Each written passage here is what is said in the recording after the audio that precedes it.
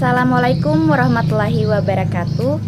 Perkenalkan, kami dari kelompok 3 yang beranggotakan dengan saya sendiri Nika Dek Ayu Suwandini, NIM 18 12 11 145, kemudian Muh Asar 18 12 11 127, dan yang terakhir Muhammad Rufin dengan NIM 18 12 11 136. Di sini kami akan memaparkan materi tentang Rapid Application Development atau RAD. Rapid Application Development atau RAD merupakan sebuah model proses pengembangan perangkat lunak sekuensial linear yang menekankan siklus perkembangan yang sangat pendek. Jadi, RAD ini mengembangkan aplikasi yang sudah ada, kemudian kita tinggal memodifikasinya sesuai dengan kebutuhan pengguna. RAD ini gabungan dari bermacam-macam teknik terstruktur dengan teknik prototyping dan teknik pengembangan joint application untuk mempercepat pengembangan sistem atau sebuah aplikasi. Baik, di sini merupakan gambaran dari model Rapid Application Development atau RAD. Jadi, model ini melibatkan banyak tim dan setiap tim mengerjakan tugas yang selevel, namun berbeda sesuai dengan pembagian modul sistem. Yang pertama yaitu pemodelan bisnis.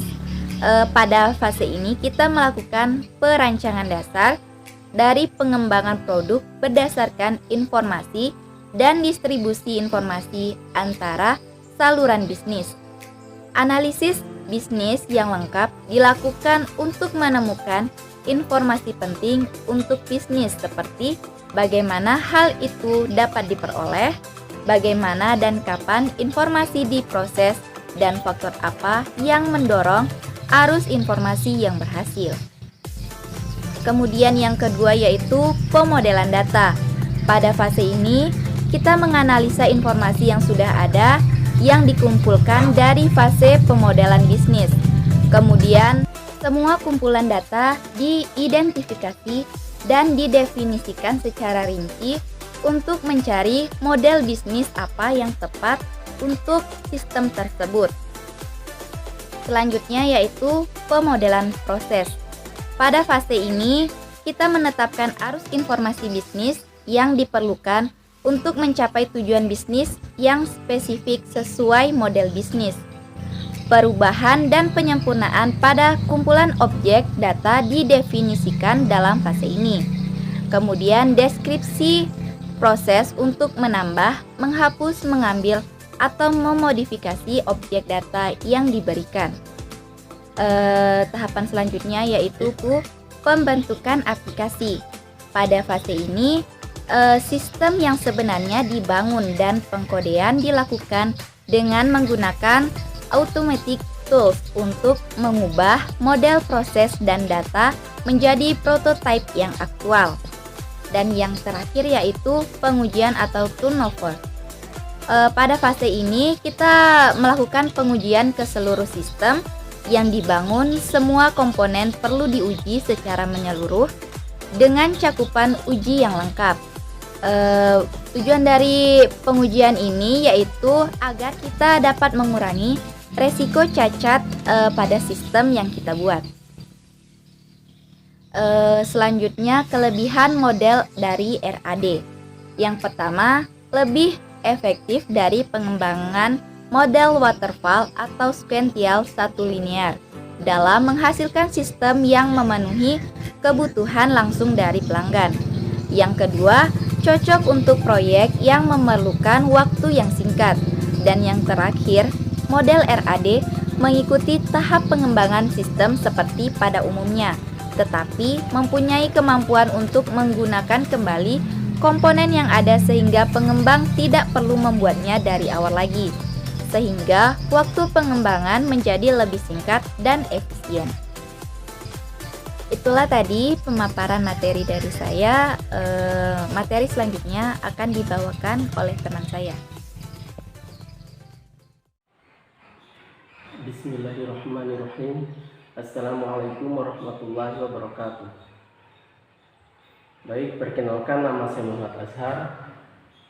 Dan pada video kali ini saya akan melanjutkan penjelasan dari teman saya, dan saya adalah pemateri kedua. Dan untuk poin-poin yang saya akan jelaskan yaitu kekurangan model RAD atau Rapid Application Development. Yang kedua yaitu pengertian System Development Life Cycle atau SDLC.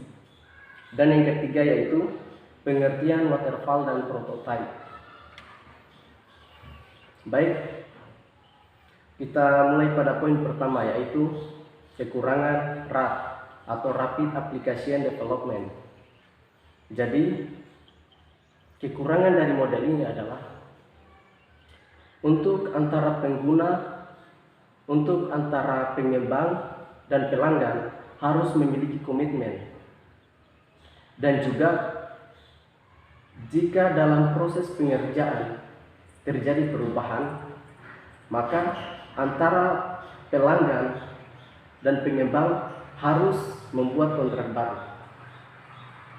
Dan juga kekurangan dari model ini adalah dia hanya menggunakan aplikasi-aplikasi tertentu saja untuk menggunakan model RAD. Jadi tidak semua aplikasi bisa digunakan. Dan juga jika kita mau menyelesaikan proyek yang besar, jadi kita harus membutuhkan tenaga kerja yang banyak untuk mengerjakan proyek yang skalanya besar. Dan juga RAD tidak cocok untuk sistem yang resiko tekniknya tinggi. Jadi seperti itu. Jadi di sini ada 5 poin kekurangan model RAD. Kita lanjut pada yang kedua yaitu pengertian System Development Life Cycle atau SDLC. Jadi SDLC ini adalah metodologi untuk mengembangkan sistem informasi. Dan juga pada SDLC ini memiliki beberapa fase, yaitu pertama fase perencanaan, analisis, perancangan, implementasi, dan yang terakhir yaitu pemeliharaan sistem. Jadi pertama kita membuat dulu perencanaan, kita membuat rencana mengenai sistem yang kita akan buat. Setelah kita membuat rencana, kita analisis rencana yang telah kita buat ini. Dan setelah kita analisis, kita mulai merancang dari rencana yang telah kita buat. Setelah itu kita lakukan yang namanya implementasi atau pengujian sistem. Jadi di situ kita menguji sistem yang telah kita buat. Dan jika sistem ini kita sudah terapkan, sudah bisa untuk dipakai, maka ada yang namanya pemeliharaan sistem. Jadi pemeliharaan sistem ini dia dilakukan selama sistem itu masih digunakan. Jadi gunanya untuk apa? Agar tidak terjadi kesalahan dalam sistem tersebut. Jadi selalu terjaga seperti itu. Dan untuk contoh dari SDLC ini adalah seperti waterfall dan prototype. Dan kita lanjut pada poin yang ketiga yaitu pengertian waterfall dan prototype. Jadi model waterfall adalah model pengembangan software atau perangkat lunak. Dan juga pada model waterfall ini dia bersifat sistematis agar berjalan berurutan. Misal, di sini ada tahap 1, 2, dan 3. Jadi dari tahap 1 ini akan lanjut pada tahap kedua jika tahap 1 sudah terselesaikan. Begitu juga seterusnya, sehingga berjalan sesuai urutan. Setelah itu lanjut pada prototype. Jadi prototype adalah alat yang memberikan ide bagi pembuat maupun pemakai tentang bagaimana cara sistem itu berfungsi. Seperti itu. Dan juga ada yang namanya prototyping. Jadi di sini perbedaan prototype dan prototyping. Prototyping dalam bahasa Inggris ketika kata kerja ditambahkan ing berarti itu sedang berlangsung. Jadi prototyping adalah proses untuk menghasilkan sebuah prototype. Dan proses yang dimaksud di sini adalah dia mengumpulkan informasi tertentu mengenai kebutuhan informasi pengguna. Seperti itu. Jadi mungkin itu saja penjelasan dari saya. Jika ada kata yang salah mohon dimaafkan, dan materi selanjutnya akan dibahas oleh teman saya. Saya akhiri. Wassalamualaikum warahmatullahi wabarakatuh. Assalamualaikum warahmatullahi wabarakatuh. Baik, saya akan melanjutkan materi kami, yaitu poin selanjutnya, yaitu Model Rapid Application Development atau RAD dalam merancang bangun sistem informasi pemasaran rumah. Jadi studi kasus yang kami ambil yaitu Perum Perumnas Cabang Medan. Dalam model RAD ada beberapa tahap. Di sini ada 3 tahap, yaitu tahap rencana kebutuhan, tahap desain sistem, dan tahap implementasi. Jadi dalam tahap rencana kebutuhan ada yang namanya kebutuhan hardware atau perangkat keras.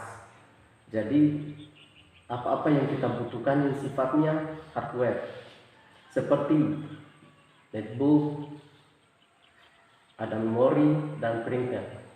Jadi ini adalah yang kita butuhkan yang bersifat hardware. Ada juga yang namanya kebutuhan software, yang dimana di sini kita butuhkan sistem operasi Windows, Microsoft Office Word, dan bahasa pemrograman.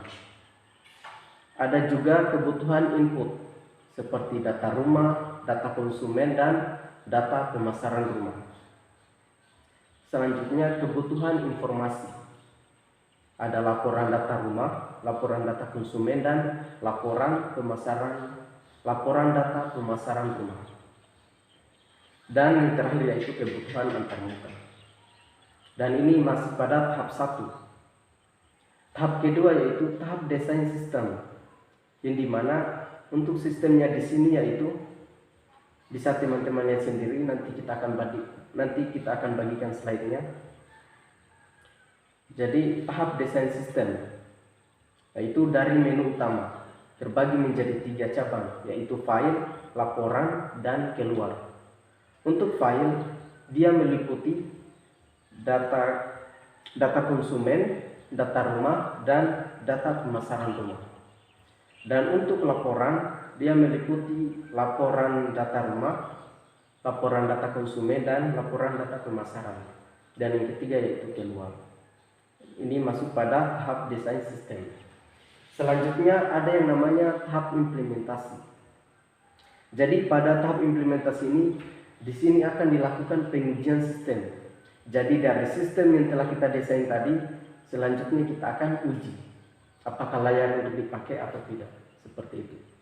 Mungkin itu penjelasan, mungkin itulah pemaparan materi dari kami dari kelompok 3. Dan apabila ada kata-kata yang salah mohon dimaafkan. Kami akhiri dengan ucapan wassalamualaikum warahmatullahi wabarakatuh.